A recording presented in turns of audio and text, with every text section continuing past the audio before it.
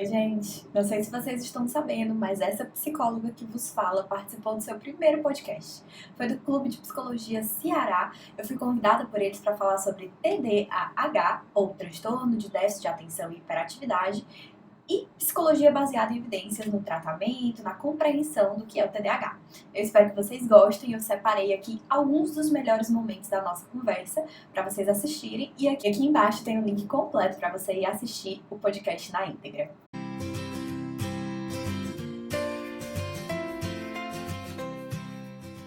Esse é o podcast do Clube PBE, um clube de formação e network em psicologia. A gente vai falar sobre transtorno déficit de atenção e hiperatividade, que já foi, ao longo do tempo, muito modificado. A gente vai falar um pouco sobre diagnóstico, sobre tratamento. Uma coisa interessante sobre o TDAH é que muita gente não para pensar que, na verdade, o TDAH ele é um funcionamento diferente de uma função psicológica elementar, que é a atenção. Esse é o principal do transtorno, né? O centro do transtorno.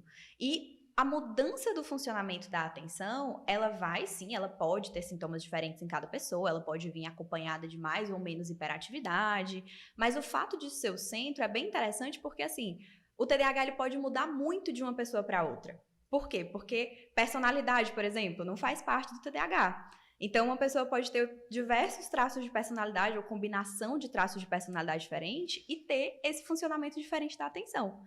E aí, o TDAH em uma pessoa e em outra vai parecer completamente diferente, porque essas pessoas são completamente diferentes, têm personalidades completamente diferentes.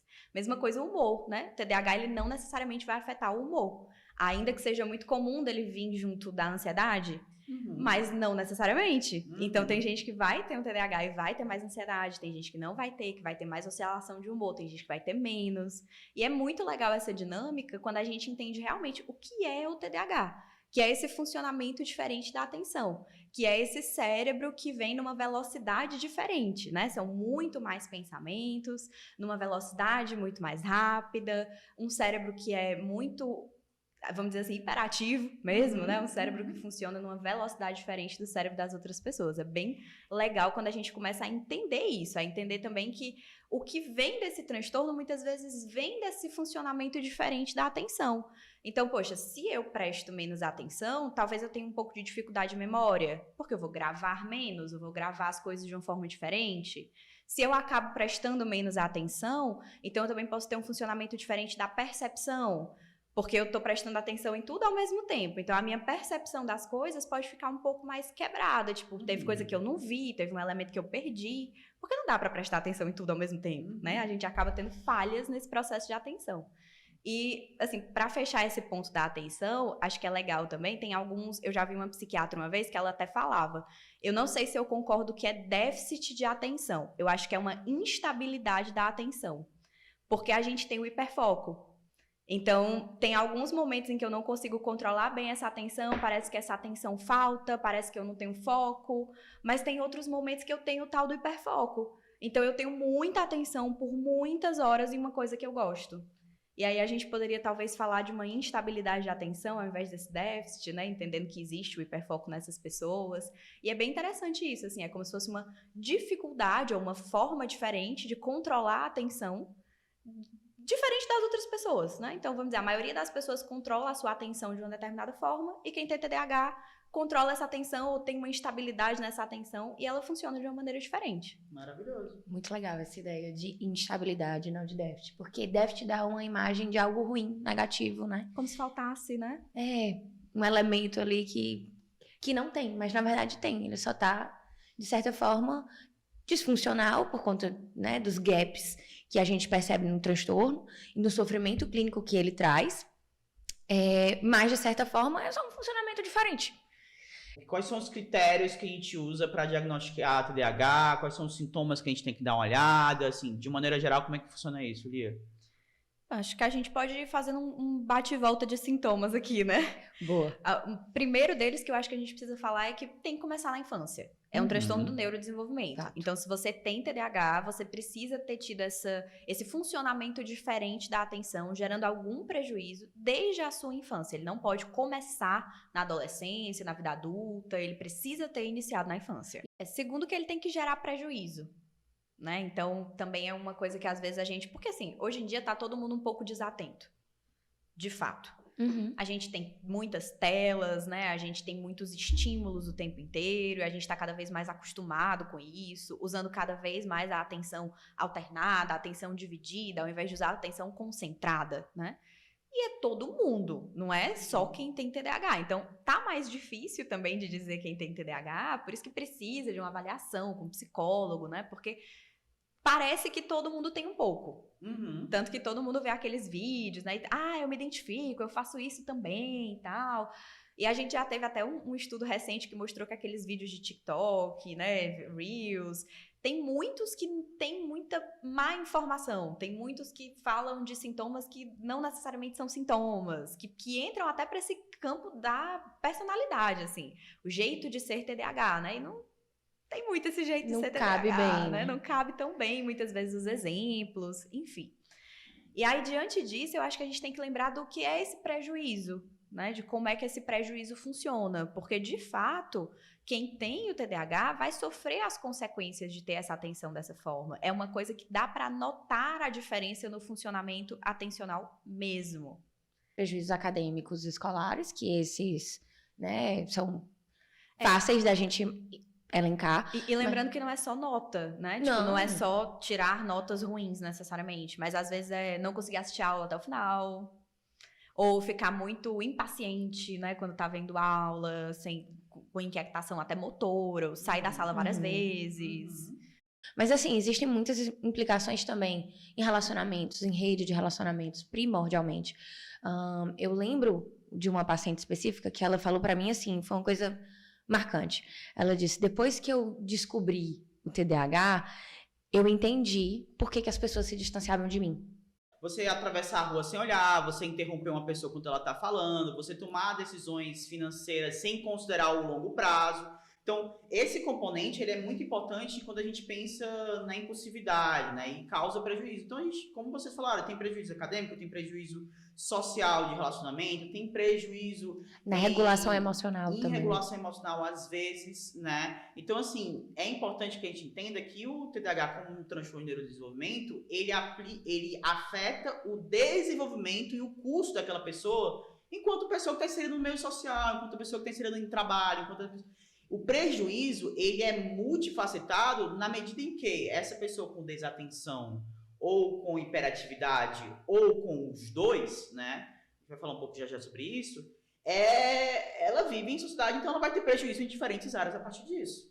A gente corre um risco, né? Porque, por exemplo, quando a gente fala dos sintomas de hiperatividade especificamente, tem um dos sintomas que é falar demais. A gente corre o risco de qualquer pessoa que fala muito chegar e falar, eu acho que eu tenho TDAH, porque eu falo muito. Todo mundo fala que eu falo muito, então eu devo ter TDAH. Com certeza eu teria TDAH, gente. O diagnóstico, pra gente fechar esse tópico do diagnóstico, a gente tem 3 possibilidades, né? Possibilidade número 1, essa pessoa tem um transtorno predominantemente desatento, ela fecha os critérios tão somente 5 ou mais sintomas para desatenção.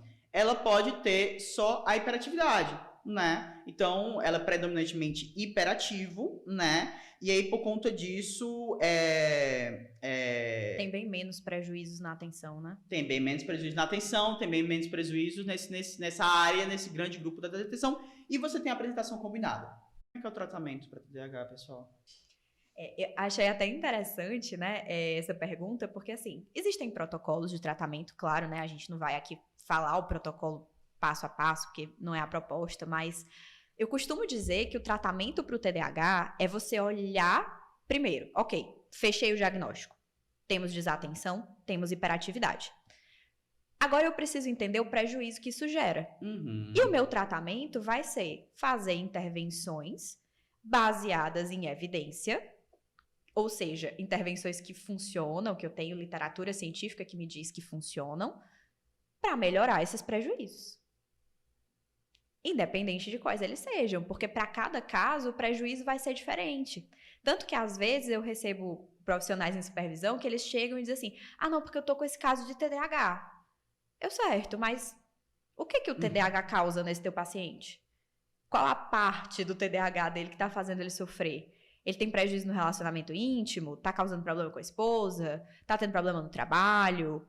Ele usa quais recursos, quais que ele não usa, né? Então, eu tenho que fazer todo esse raciocínio clínico.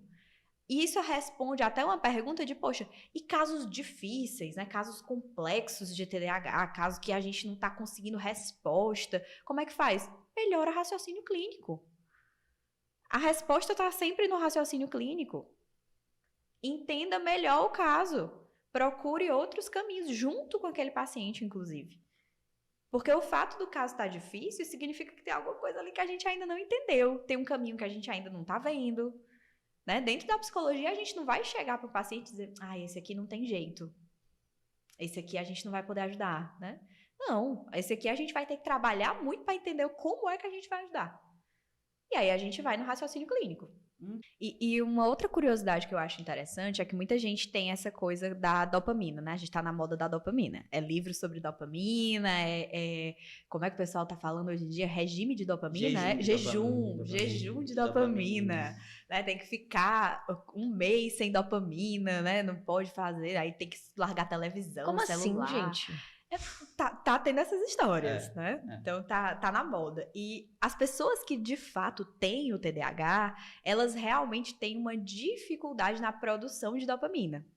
Então, sim, esse é um ponto interessante, porque são pessoas que vão ter alguns desafios por conta disso. Que desafios são esses? Primeiro desafio é que a dopamina, ela até tem uma metáfora que eu acho legal, que o pessoal chama ela da pastilha de freio do nosso lobo frontal. Ou seja, é o que ajuda esse lobo frontal a funcionar bem. O que significa dizer que uma pessoa com TDAH, muitas vezes, vai ter dificuldade no funcionamento desse lobo frontal. Ou seja, na hora de eu planejar, de eu tomar uma decisão, de eu fazer algumas coisas que eu preciso muito desse raciocínio lógico, essa calma, né? Esse pensar com a razão e não com a emoção ali, não ter impulsividade, vai ser um pouquinho mais desafiador para mim. E aí eu preciso encontrar formas de ter um cérebro com uma boa quantidade de dopamina. Qual a forma que a maioria das pessoas com TDAH, por conta dessa instabilidade da atenção, encontra? O tal do hiperfoco. Então, sei lá, eu adoro videogame. Aí a forma que eu encontro de deixar o meu cérebro funcionando bem, né, de dar a dopamina que ele precisa, é jogando videogame pra caramba. Fico horas e horas e horas ali na frente do videogame, não me canso do videogame. Quando não tá jogando, tá pesquisando sobre. Quando Exato. Não tá pesquisando sobre, tá indo na loja. planejando pra quando for jogar. É isso aí. Porque eu vou conseguir essa dopamina que eu preciso. E aí, muitas vezes, esse primeiro estágio do tratamento é ele aprender outras formas de ganhar essa dopamina. Olha, se você concluir uma tarefa, você ganha dopamina também. Se você levar essa tarefa difícil até o final, no final tem dopamina. Se você fizer isso aqui diferente, se planejar dessa maneira, tem mais dopamina pra você. Porque você não vai ter tanta perda, né? Não vai ter tanto cortisol, às vezes, do estresse, que é a tarefa de fazer no último minuto e tal. Então, a gente começa a reestruturar algumas coisas e vai mostrando para esse paciente, olha, existem outros caminhos para a dopamina, além do teu hiperfoco. Não precisa usar esse que tá te gerando prejuízo, porque jogar essas horas tudo de videogame não tá sendo legal pra ti. Não tá ganhando muito com isso. Tu tem outros caminhos. E aí a gente começa a moldar isso, né? Mudar a forma de pensar também ajuda nisso, porque ajuda a mudar o comportamento. Então, quando o paciente começa a entender o porquê que ele tá fazendo aquilo, porquê que ele quer, inclusive, jogar tantas horas, tipo, eu tô jogando essa ruma de hora porque meu cérebro tem dificuldade de produzir dopamina, e aí eu tenho dificuldade de parar porque eu quero mais e mais e mais. Entendi, né? Então, ele começa a ganhar poder, é o que a Steph falou. Informação é poder. Quando ele começa a ganhar esse poder, ele pode decidir agir diferente. Ele pode tomar a decisão consciente de eu vou reduzir o número de horas que eu jogo videogame, porque eu quero ganhar minha dopamina de outras maneiras.